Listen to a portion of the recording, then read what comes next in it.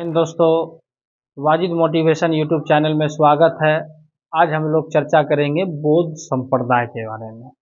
ये बात कई बार ये क्वेश्चन पूछा जाता है कि हीनयान महायान का संप्रदाय किस धर्म से संबंध है। तो आप लोग ध्यान में रखिएगा, ये बौद्ध धर्म से संबंध है और हीनयान महायान के ही द्वारा बौद्ध धर्म का बंटवारा हुआ, विभाजन हुआ। चलते हैं बौद्ध संप्रदाय के बारे में। किसके बारे में?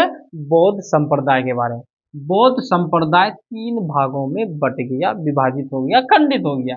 हीनयान, महायान और बर्जियान। कौन कौन? हीनयान, महायान और बर्जियान। अब देखिए हीनयान में क्या होने लगा। हीनयान का शाब्दिक अर्थ हो गया लघु चक्र। हीनयान का शाब्दिक अर्थ क्या हो गया? लघु चक्र। इसमें जो है बुद्ध की मूल शिक्षाओं पर विश्वास रखने लगे, जो उनकी जो खास शिक्षाएं थी उन पर आस्था और भरोसा करने लगे। हीनयान का संरक्षक जो है सम्राट अशोक को मानने लगा।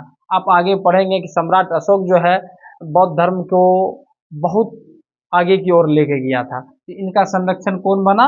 सम्राट अशोक बना। अब देखिए महायान का शाब्दिक अर्थ होता है मोक्ष या महाचक्र। जो सांसारिक बुराइयों से विमुक्त हो जाए, सांसारिक बुराइयों से जो परि हो जाए, उसको क्या बोला जाता है? मोक्ष।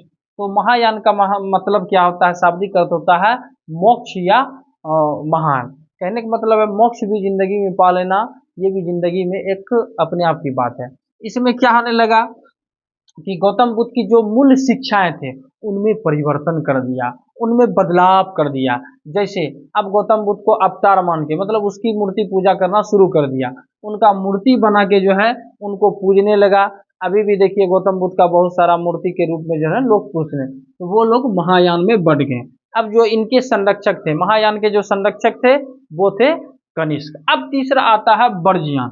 बर्जियान में बहुत सारा बदलाव हो गया, बर्जियान में बहुत सारा चेंजिंग हो गया, बर्जियान में बहुत सारा परिवर्तन आपको देखने को मिलेगा। अब देखिए यह जो है 8वीं शताब्दी में जो है ना बर्जियान का उदय हुआ।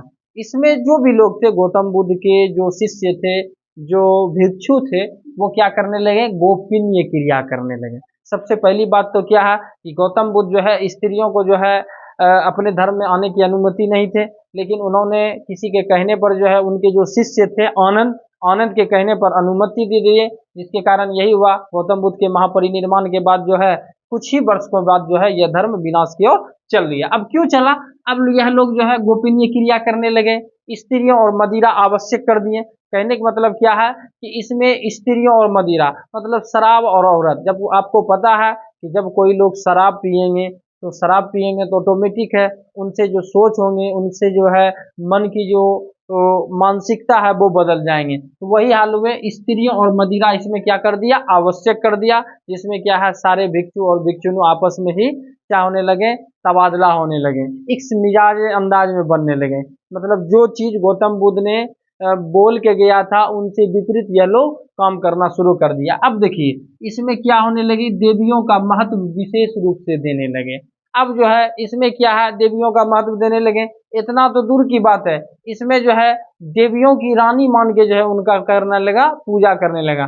मतलब गौतम बुद्ध की देवियों की रानी के रूप में जो है उनका पूजा करने लगा, स्त्रियों को महत्व देने लगा, मदिरा आवश्यक कर दिया। इस तरीके से बौद्ध संप्रदाय था, जिसके कारण तीनों का क्या हो गया?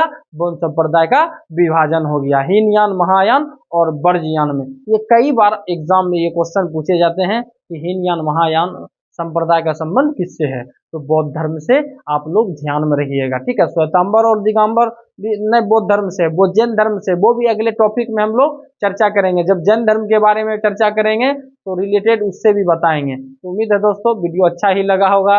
आप लोग को अच्छा लगे तो लाइक और शेयर जरूर कर दीजिए। जय हिंद।